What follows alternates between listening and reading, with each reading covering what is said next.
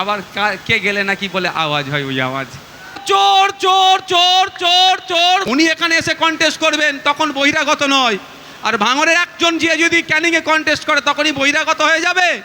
ক্যানিং পূর্ব থেকে এসে ভাঙড়ে দেখালে সে ভাঙড়ের জামাই নাকি? ফেতে কাটা দরকার ছিল নওশাদ সিদ্দিকীর, তার পরিবর্তে অন্যজন খাটছে। নওশাদ সিদ্দিকীকে নিয়ে চিন্তা। এবছর গত 5 বছরে বিধানসভায় মেনশন বলে একটা পর্ব আছে, 1-1.5 মিনিট সময় পাওয়া যায়, ওর মধ্যে বিষয়বস্তুকে উত্থাপন করতে হয়। টোটাল বিধানসভায় 5 বছরে 200-র একটু বেশি মেনশন হয়েছে। আর ভাঙড়ের বিধায়কের কটা হয়েছে জানেন? 294টা বিধায়ক মিলে 200-র একটু বেশি মেনশন করেছে। আর ভাঙড়ের বিধায়ক একাই 56টা মেনশন করেছে। সে 56টা কি? ভাঙড়ের হিমঘরটা দ্রুত মানুষের জন্য খুলে দিতে হবে, যেটা ভাঙড় আপনার পোলেরহাট 2 নম্বর অঞ্চলে যেটা তৈরি হচ্ছে বলছে, একবার নয় একাধিকবার। কি মেনশন করেছি? ভাঙড়ের একটা কলেজ 1998 সালে তৈরি হয়েছে 1 নম্বর ব্লকে, 2 নম্বর ব্লকে একটা কলেজ চাই। বিশেষ করে ভাঙড়ের মায়েরাও, বোনেরাও, আমার মেয়েরাও ছেলেদের সাথে পাল্লা দিয়ে পড়াশোনা করছে, তাই ভাঙড়ের মহিলাদের জন্য একটা গার্লস কলেজ দিতে হবে। এই মেনশন আমি বিধানসভার মধ্যে করেছি।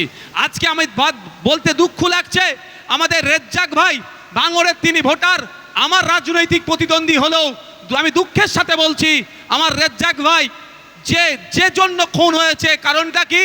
এই যে ভাঙড়ের কানেক্টিং ব্রিজটা, ওখানে কে কন্ট্রোল নেবে? পথের কাঁটা হয়ে দাঁড়িয়েছিল রেজ্জাক ভাই, তাকেও তারা খুন করে দিল। কিন্তু এই ব্রিজ থেকে শুরু করে এই চণ্ডীহাটের ব্রিজ, এই ব্রিজ যেখানে আছে, এই দুর্বল সেতুগুলোকে কংক্রিটের ব্রিজ নির্মাণ করতে হবে, এর মেনশন নওশাদ সিদ্দিকী বিধানসভার মধ্যে করেছে। আজকে যে রাস্তায় লাইট দেখছেন, এই রাস্তা ঢালাই হচ্ছে, নওশাদ সিদ্দিকী বিধানসভার মধ্যে দাঁড়িয়ে ভাঙড়ের সার্বিক উন্নয়নের কথা বলেছে বলে বাধ্য হয়েছে সরকার এগুলো করতে।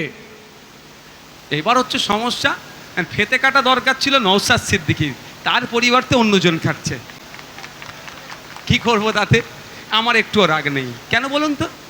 আমি তো আপনার স্বার্থে রাজনীতি করতে এসেছি, আমি তো আপনার জন্য রাজনীতি করতে এসেছি। ফেতে কে কাটছে আমার দরকার নেই, আমার ভাঙড়ের মানুষ উপকৃত হলেই আমার জয়, আমারই ফেতে কাটা। আমি এত করে আমার এমএলএ কোটায় যা কাজ হয়েছে, 2-1টা জায়গায় আমি গিয়েছি, তা আমি নিজে ফেতে কাটিনি। কোনো সাইকেল নিয়ে বয়স্ক লোক যাচ্ছে, দাঁড় করিয়ে চাচা ফেতেটা কেটে দাও তো, আমি করেছি তো, ওই পোলেরহাটেই করেছি। ওই মসজিদের কাছে যে লাইট লাগিয়েছি, মসজিদ থেকে মুসল্লিরা নামছিল, বয়স্ক একটা লোককে ধরে বলছি, বাবু এটা ফেতেটা কেটে দাও তো। যদি আমি বয়স্ক লোকদের দিয়ে ফেতে কাটাতে পারি, তাহলে অন্যজন ফেতে কেটে ভাঙড়ের মানুষের যদি লাভ হয়, আমার কাছে অসুবিধা হবে? আপনারা উপকৃত হচ্ছেন কি হচ্ছেন না? আরও হবে।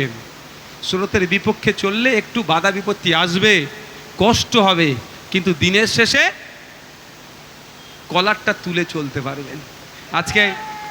আজকে আমার এখানে যারা আছে সবাই জেল খেটে নিয়েছে। দেখেন, পাপিয়া ভাবি একটু বাকি আছে জেল খাটতে, না? আপনি খেটেছেন জেল? একবার করে খাটতে হবে। যাক, আমার সবাই জেল খেটেছি।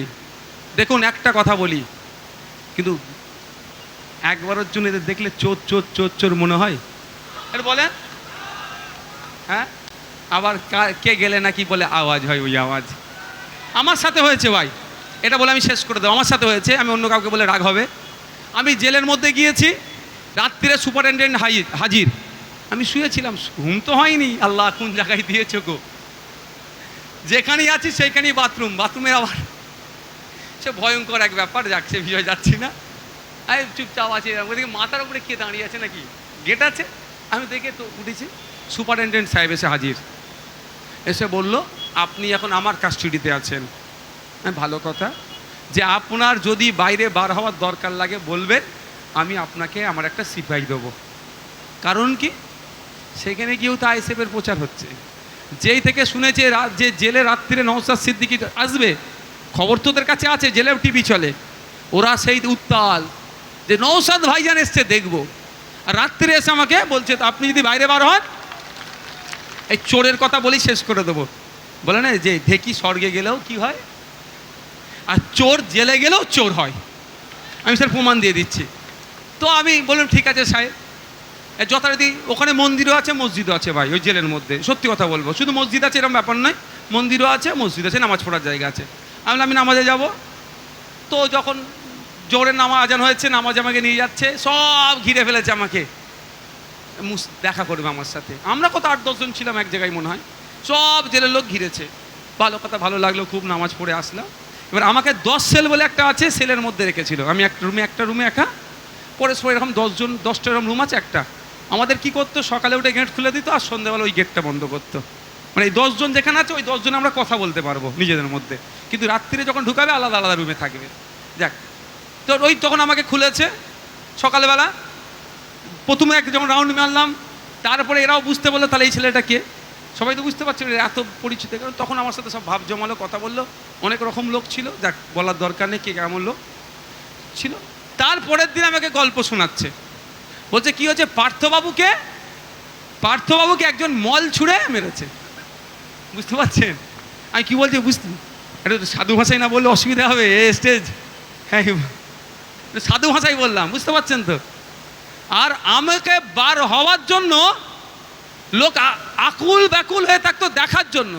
আর পার্থবাবু লজ্জায় বাইরে বার হতো না, বাইরে বার হলেই লোকে চোর চোর চোর চোর চোর চোর করতো। তো আমার এই ভাইরা যারা আছেন, কেউ বলতে পারবে না অভিযোগ কারো নামে নেই। এটা আমরা বুক ফুলিয়ে বলি। এই নেতৃত্বদের হাতে যদি আপনার আগামী দিন ভাঙর দায়িত্ব তুলে দেন, নিশ্চিতভাবে বলতে পারবো আপনি আপনার অধিকার নিয়ে মাথা তুলে বাঁচবেন। বন্ধুগণ, বক্তব্য আমি একদম আর 1 মিনিট বলে শেষ করে দেবো।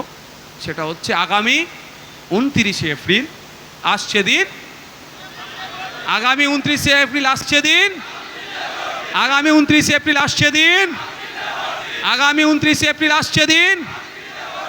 শুধু আপনি ভোট দিলে হবে না, আপনাদেরকে দায়িত্ব নিতে হবে। আমার যারা তৃণমূল করে, যে ভাইরা তৃণমূল করে, তাদেরকেও বুঝাতে হবে, ভাই তুমি তৃণমূল করছো, যা করছো করো, ভাইজানকে আমাদের বিধানসভায় পাঠাতে হবে। তোমার হয়ে কথা বলার লোক কোথায়? 43টা মুসলিম বিধায়ক আছে, 68টা দলিত বিধায়ক আছে, 18টা মতো আদিবাসী বিধায়ক আছে। অন্যায় তারা কেউ মুখ খোলার সাহস পায় না, ভাঙড়ের বিধায়কই মুখ খোলে।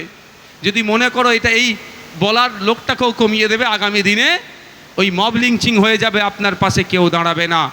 মানুষের স্বার্থে ভাঙড়ের হয়ে যাচ্ছে, সে বহিরাগত হয়ে যাচ্ছে না। আর ক্যানিং পূর্ব থেকে এসে ভাঙড়ে দেখালে সে ভাঙড়ের জামাই নাকি? হ্যাঁ, কতটা খারাপ বলে ফেললাম নাকি আবার যারা আমি? আচ্ছা, ভাঙড়ের জামাই বলাটা আমি তুলে নিলাম। ভাঙড়ে কি আত্মীয় হয় নাকি ভাঙড়ের মানুষের? তাহলে উনি এখানে এসে কন্টেস্ট করবেন, তখন বহিরাগত নয়। আর ভাঙড়ের একজন যে যদি ক্যানিংয়ে কন্টেস্ট করে, তখনই বহিরাগত হয়ে যাবে। এ कैसे चलेगा? ये तो नहीं होना चाहिए। फिर जवाबটা দিতে হবে। तो इसका जवाब हम लोगों को देना पड़ेगा। कैसे हम लोग देंगे? वोट से देंगे।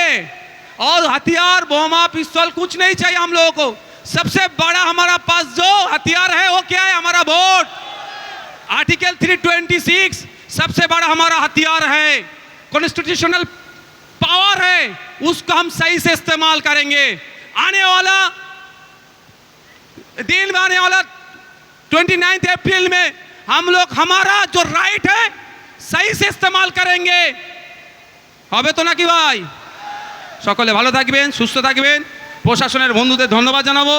यहाँ पे जो सेंट्रल फोर्स आए हैं उनको भी हम